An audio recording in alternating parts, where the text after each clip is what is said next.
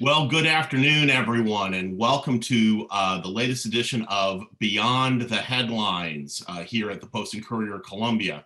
My guest today is another managing editor here in Columbia, three times managing editor, Jordan Lawrence. Jordan's going to talk today about, events coming back after COVID.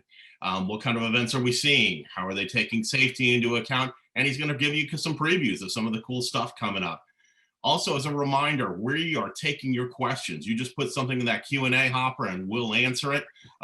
We'll save some time at the end to do that.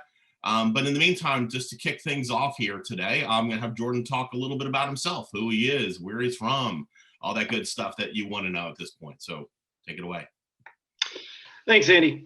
Like you said, I'm Jordan Lawrence, managing editor of Free Times. I've been living in Columbia for 7 years, covering arts, entertainment, and events here for Free Times. For a year and a half, I've been leading Free Times, editing both the events coverage and our food and drink coverage. I grew up in Spartanburg, just up the road, and before I came down here, I was living in the Triangle, North Carolina, where I went to UNC and did some freelance work doing basically the same thing that I'm doing now.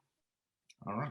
Well, I like to pretend that I guess I'm like the Chuck Todd of Columbia, and this is Meet the Press. So what does Chuck do on Meet the Press? He asks you about a quote, and I want you to talk about it a little bit.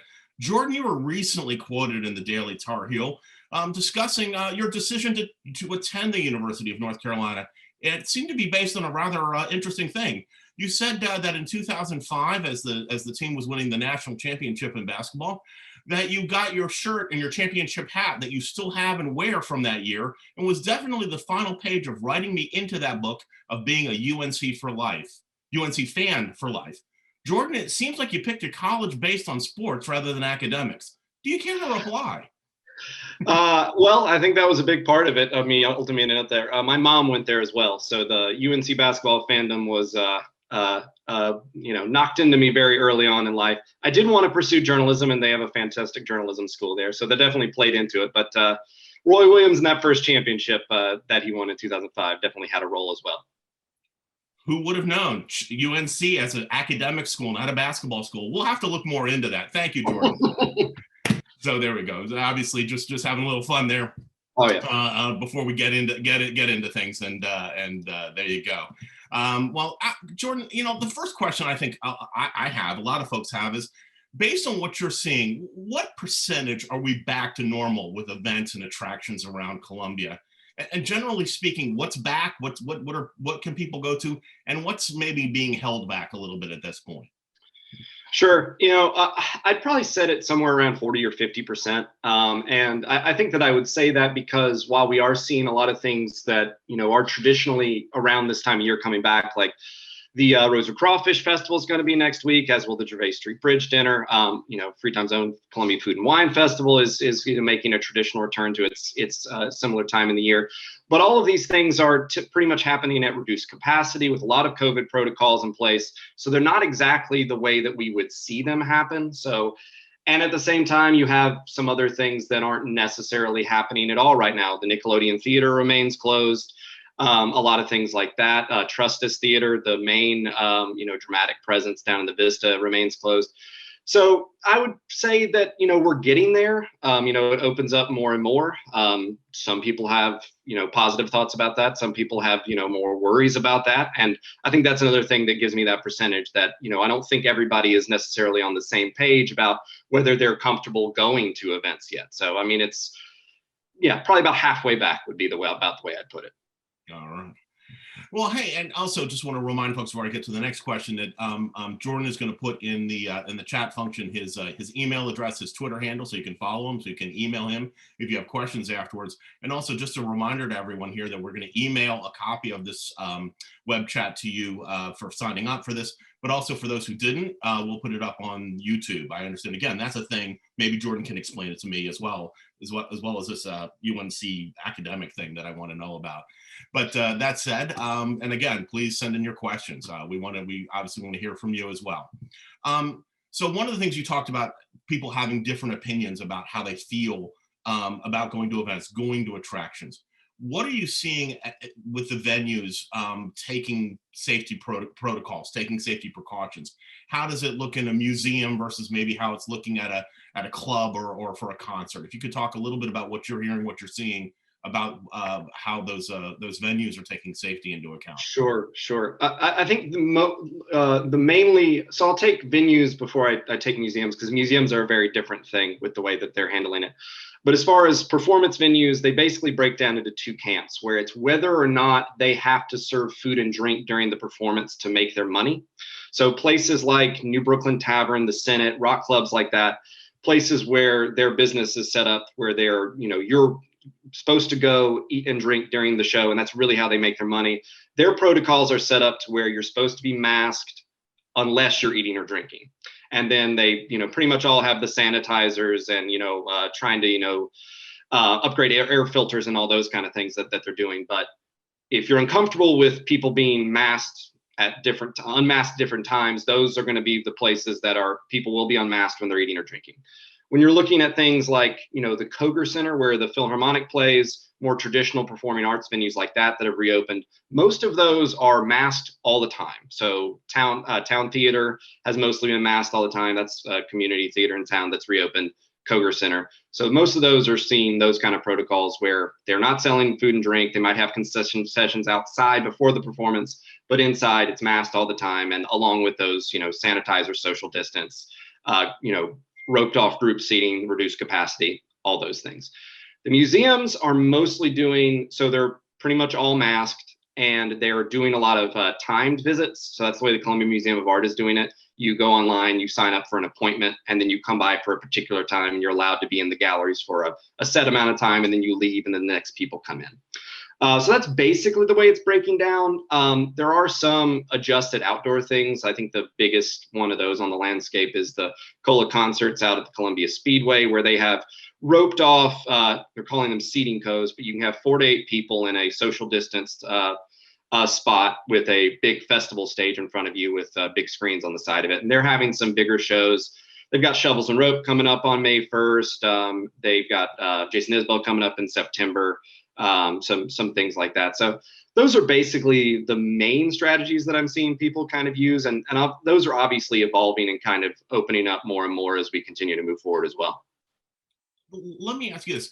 Do you have a sense at all that if these things are going to continue beyond, sort of this initial vaccination period? I mean, obviously not everyone has had, I don't think we're, quite where everyone's maybe had the 2 shots yet. I think we all within our circle of folks know people who haven't had a chance yet. That said, come fall, come winter, what do you think that looks like at the Columbia Museum of Art, or at the township, or at these places? I mean, is it going to be maskless, or you think that this is going to kind of be, in a way, maybe in a hybrid way, here to stay for a little while? I think some of it's here to stay for a little while. I think that some of it has, there's some attractive elements to the strategies that they've come up with. For instance, I wouldn't be surprised that the Columbia Museum of Art maybe looks at, doing some appointment-like things, just continuing in the future. It might, help them with some, especially opening day kind of things where there's a crush of crowd on a big exhibition like the Escher that they have currently ongoing. As far as strategies that I think are definitely going to stick around, I think virtual events are probably going to stick around and have a real presence moving forward, just because it's a way to reach an audience without having to go through all the rigmarole of a regular show or production. There's a house show spot that's called At the Edition that has started doing regular web streams where they bring on local musicians and interview them. They have stated verbatim that they're going to continue doing that when shows come back. That said, I think that, as you roll through the summer, you're going to see some of these, COVID protocols roll back, these strategies. I'm hearing off the record so far from some of the venues around town that they're looking at late summer is where they'll get back to full capacity. And so for the rock clubs, that will mean they won't be doing the seated masked eating or drinking. I don't know how they're going to handle masks, but they'll be back to everything else but that. So I think you'll see these trickle off in the late summer into the fall. Now that's obviously contingent on there being no flare-ups with COVID-19. If anything like that comes back, it's going to send us scurrying back to our previous pandemic ways pretty quickly. But that's kind of the trajectory that I'm seeing right now. is there an event that might trigger this new level of comfort for folks that you see coming up? You know, I think about really football seasons coming up, and if we can sit in a full Williams-Brice or a full high school football Mhm. stadium, okay, well, why can't I sit and see Jimmy Buffett or stand shoulder to shoulder at a crawfish festival or at St. Pat's next year? You know, is there something that for you that kind of feels like this would be the moment, something happening sooner than later where, boom, okay, you're going to have to feel comfortable with this? Yeah, I think that, I think as far as like litmus tests, I think that this weekend that we have coming up, not this one, but the next one, the first weekend of May, is going to be one of the first real tests. Because, like I said, they've got the Rosewood Crawfish Festival, which is going to be reduced capacity, but it's a huge thing. It's at the fairgrounds. The Gervais Street Bridge Dinner, they're having 1,000 people out on the bridge, which is that's a bigger thing than we've been doing. And the Cola Jazz Festival is going to be at the Senate and in the Koger Center, bringing when Marsalis to town, which is a huge deal. And so all of those are going to be kind of bigger shows that we've seen happening, with a lot of visibility and with a lot of people getting out. So, if those things go off and people are comfortable and there's really good word of mouth coming out of those, I think you'll see people start to get more comfortable. Obviously, that has the caveat of, you don't want to see any kind of flare up coming from any of those. Now, I don't think you're going to, because all of their COVID-19 protocols seem very much in place and they're taking it very seriously. But yeah, I think that this weekend coming up is going to be a big test for it. And then as we continue through May, there's going to be some events. But I think football there's nothing as big as that. So, I think that's going to be its own kind of, we're going to get there and we're going to see how it goes and how we're feeling when we get there. And in Again, fact, I think that I was going depends to a say, lot on the in fact, numbers coming I down. was going to say I neglected to mention the fair. I'm sorry, I should have even thrown that in. I'm Yeah, sorry. the fair, and the fair has stated their intention to come back in October on their regular date. I can't remember the exact dates for it, but it's in the pocket that they would normally be in the fall. So yeah, everybody's looking at the fall as though they're going to happen. Jam Room's looking for a date and is looking for approvals. The Jam Room Music Festival that happens on Main Street. Pride is going to have their Outfest in June and their regular parade and festival in October. So everybody is acting as though we're going to be continuing to open up going into the fall as far as their planning and scheduling of dates. And then I would probably just go right into Famously Hot New Year and off we go. Yeah, they haven't announced their intentions yet, but I can't imagine they would do anything other than a street festival, given everything else is happening around them. One of the things, again, hearing you talk about this, especially about the music venues, and of course, and obviously some of the venues that are doing things, theater, ballet, that kind of thing. What is this doing for booking? Are people coming? Are people still tentative? I'll give you an example. I looked the other day at the Colonial Life Arena event list, and there's still as many things that have been canceled as are coming at the moment. What's that kind of looking like in that sense? So booking's really interesting right now. They're happening very much later in the game than they would normally have. You've got, you're seeing things like, that Cola concert series is announcing names like, Trampled by Turtles, like a month out, which is, usually bigger names like that are on the larger rock club side or the, up to Colonial Life Arena side. That's 3-6 months in advance. You'll see that announced minimum. You're seeing these, because they are just now getting to where they can get back out there. So they're looking for places right away. I've heard from some of the venue people that I've been talking to that it is very fluid, that you'll have conversations happening around the booking, and then it kind of goes away and comes back based on them trying to find the exact right routing and also trying to maximize the amount of money that they can make with the limited capacity opportunities that they have. Mm-hmm. So it's harder to get deals done because the artists are having to take a pay cut, but they don't want to take the biggest pay cut that they have to take, if that makes sense. So they're going to be pretty choosy, but also be looking to make decisions quickly. So that's why you'll have these, in 2 weeks, here comes X big band that you didn't know was coming to town.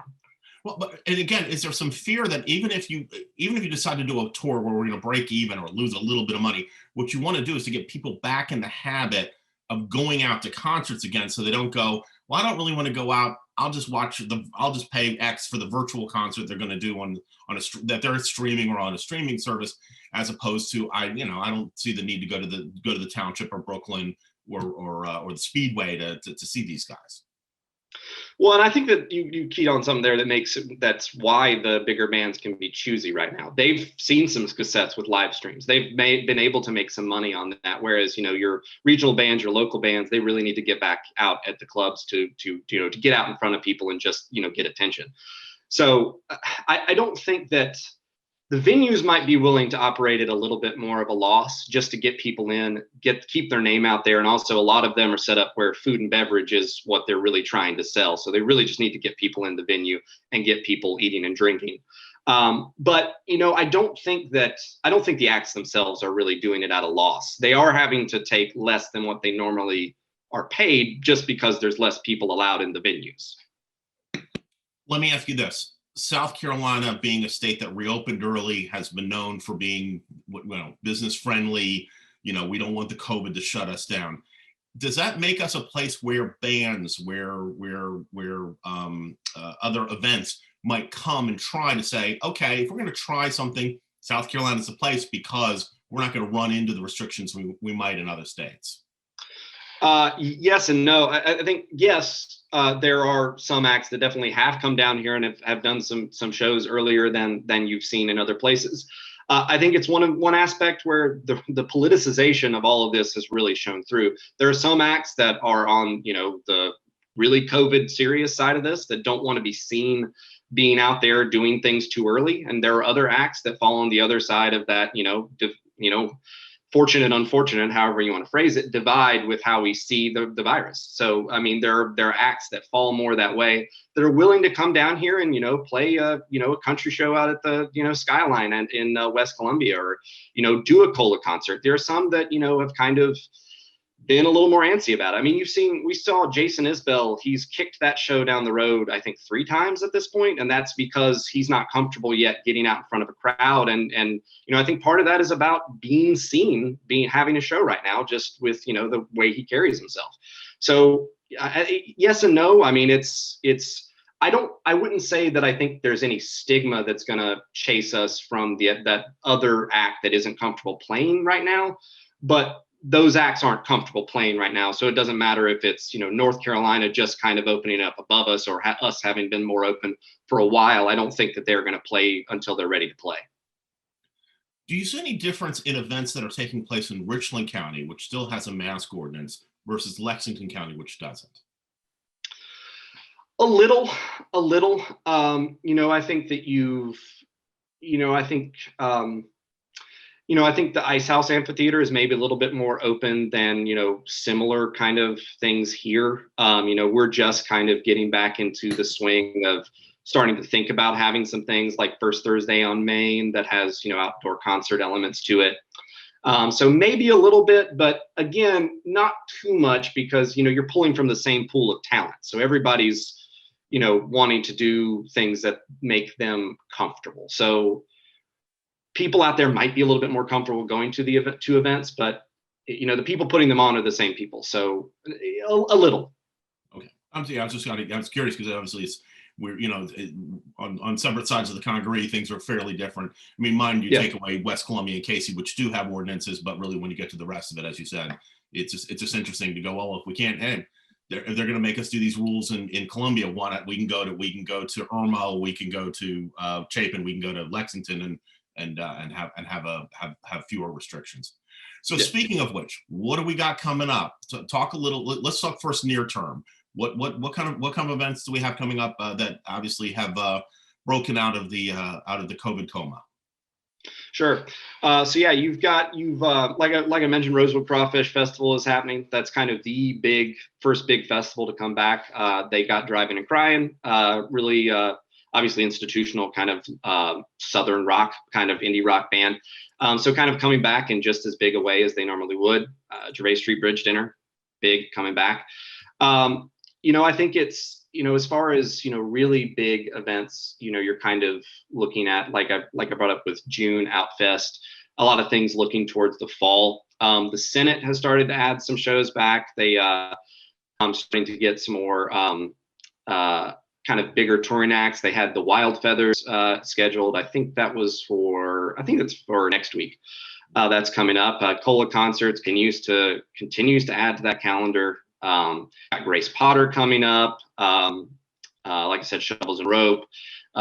Jason Isbell coming up in the fall. The Colonial Life Arena, like you brought up, has had some stuff, but they've kind of been flirting with it and had a lineup of spring events that have mostly been pushed to the fall or to next spring at this point. So it seems like they're going to be opening up as we get into late summer, fall. They have one Nickelodeon star going to form a kind of a children's concert out there in August, and then after that it gets into October. So you kind of got some of your smaller spring events really kind of carrying us along. Artista Vista just happened.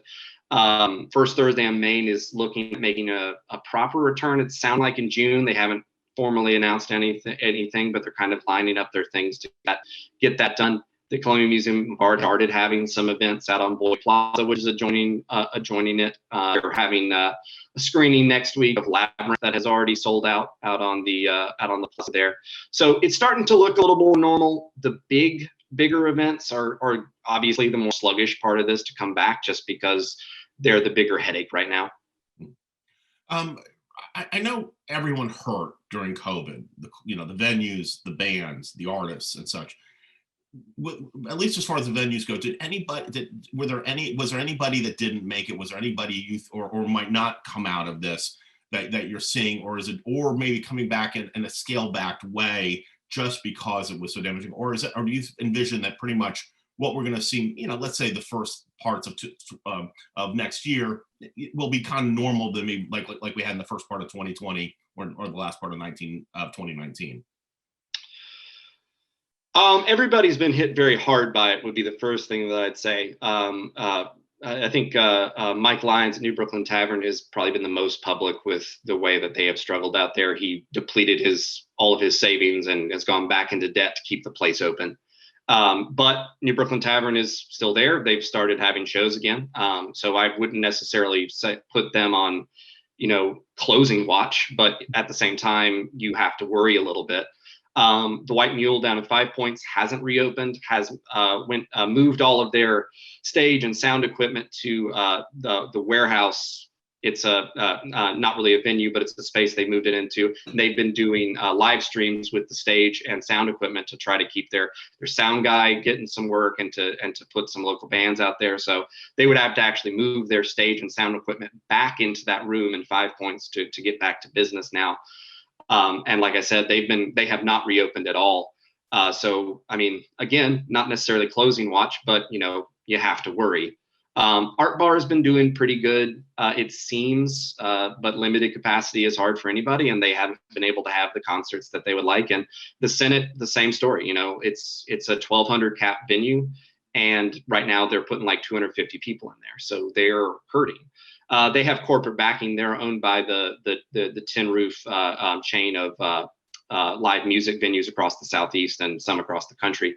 So they would probably be the least likely to close. I think we've honestly been really lucky. We've seen across the country some very established venues in big cities close. I mean, Exit in which is a really, really famous kind of Americana bar in Nashville, is right on the precipice right now, and they're trying to save it. So, I think that we're lucky that we haven't seen one shuttered yet, but I also don't necessarily think that one is, dangling on the absolute end of the line. So I'm hoping we'll come out of this on the lucky side of it, but like I said, you have to worry. Like these are places that, like you said, are definitely struggling for reasons obvious and less than obvious. At the same time, this past week you've reported on a new venue coming online. Why don't you tell folks a little bit about the new venue coming online, and is there anything else new that you're hearing about coming? Yeah, the main course on Main Street, which is one of the Middleton family's properties on the 1600 block, along with the Grand Bowling Alley, and they're about to open the Smoked restaurant right there as well. It's the big entertainment venue there, and also a restaurant. It has the Top Golf swing suite, built in there to it. And they've announced their intention to also be a music venue now. They've added a couple of permanent stage, one outside, one inside, and another more intimate space inside as well. And it seems like they're going to be doing bigger-ish name acts in a more intimate setting. Their capacity for the big stage is 300 people. And yet they're bringing in some names that wouldn't be out of place at the Senate, which, like I said, that can fit 1,200 people. They've got Saliva, the radio rock band from the early 2000s, coming through to play a stripped back show. They've got Yin Yang Twins. They've got Trapped, If You Can Swallow the Politics. So those are coming along, and it'll be interesting to see how it goes. I think that's an interesting spot, like right in the heart of everything, to have a venue like that. I'm not really hearing a whole lot. My first instinct is, where's everybody going to park? I know, right? Yeah. They at least have the deck right behind them. But that deck fills up very quickly and has a lot of reserved spaces. So, yeah, I think it will be tough. At least the capacity's lower, like I said, so it won't bring that much, traffic to the block. Also, I mean, that has to be part of what the Middletons are thinking here with, bringing 300 people and not, the ticket prices to me seem to be set pretty break even. So I think it's let's get people down here and have them eating at our restaurants and, paying through the other things that we already have kind of set up, which they're very smart. And that is a very smart thing to do. As far as new things, there's not a whole lot happening, just because I think everybody's very unsure about starting anything new. Cola Concerts is the biggest new thing that's happened in the last 6 months, other than perhaps Main Course starting to have music. Real quick, for those people who might not know, talk a little bit about what Cola Concerts is, where it's at. Sure. So Cola Concerts is out at the Columbia Speedway. They put down some serious money to retrofit that space, put up a big permanent festival stage with big, huge LED screens on it, and they put in the permanent infrastructure for those seating coves that I was talking about, which are roped off areas where they can socially distance the crowd very easily. They also put in an advanced sound system to where the entire infield there at the Speedway, it'll sound the same as you go further back. So you don't have to be close to the stage to get the same sound, although the view obviously changes. And so they've come in with the intention that right now they're booking kind of at the level of the upper side of what you would see at the Senate, would be about what I would say, like maybe a little bit bigger than that. Maybe you'd see them at the bigger rock clubs that they have in Charlotte, like the Fillmore, those kind of acts. But their intention moving forward is that the capacity of that is huge as COVID-19 protocols go away. They're saying that eventually they might be able to have 30,000 people out there, which becomes a much bigger thing. You can do, kind of Bonnaroo sized festival stage kind of acts out there at that point. So be interesting to see if they continue to do it. They struggled in the fall with the rising COVID-19 numbers and the colder weather than we were expecting down here in Columbia. But they've really bounced back really, really, really incredibly, I think. In the spring, they had 4 nights of Billy Strings, who's a rising bluegrass phenom, and that pretty much all sold out. And like I said, Shovels and Rope coming up, Jason Isbell in the fall. So, I mean, that's a really exciting thing happening that's managed to kind of stay on course, even amongst the, very unpredictable nature of the events landscape that we've had for the last year and change. Well, and I think one of the things too, I think compared to the fall, is that the confidence level people have about going back out is very different than what it was. And again, with when we had the spike after the holidays, I think that took a lot of wind out of the sails that we were hoping to get. But now with everyone being vaccinated, and we'll see how that goes. Yeah. Well, that's great. Well, Jordan, it's been really great for you to spend obviously some time here today and talk about a little bit what you're doing. I would stress that if you want to know what's going on about arts, entertainment, music in this town, this is the guy to read. He's the guy who leads a group of great freelancers as well who write about this. They do a weekly list of things to do called the to-do list. It's postingcourier.com/free times is how you can get right to it. You can also get to it through the postingcourier.com/Columbia page as well. We're together. And the other thing I would say is that also Jordan puts together a weekly newsletter of what to do on the weekend. So if you want to know what's going on in town, and as that's growing, one of the things Jordan told me this week was how the to-do list and how the number of events he's getting is increasing each week. So, we're getting back into it, and this is the place to find out about what's going on in Colombia. So please do that.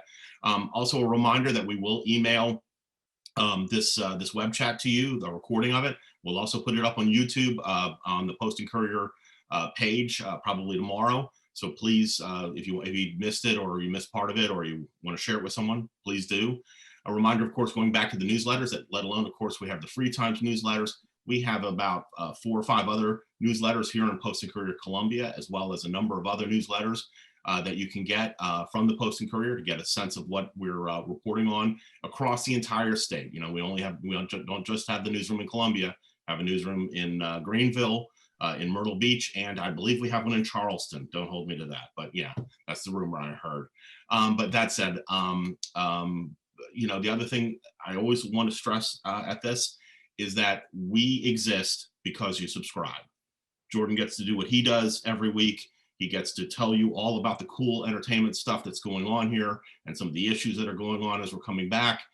The work that I help supervise with my reporters doing local coverage, political coverage, and obviously the great food coverage that Free Times has as well.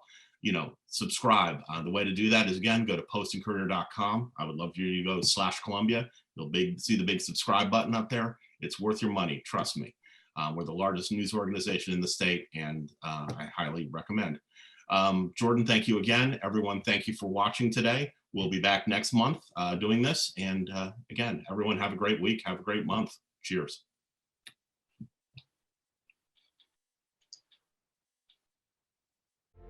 The Post and Courier is making a strong effort across the whole state, and in this day and age, that is extremely rare and extremely valuable. Being a local journalist here in Columbia is really vital because this community has its own special issues and abilities, and you can't get those just by dropping in, and you can't find that on a national website. Subscribers are the ones who make great journalism possible.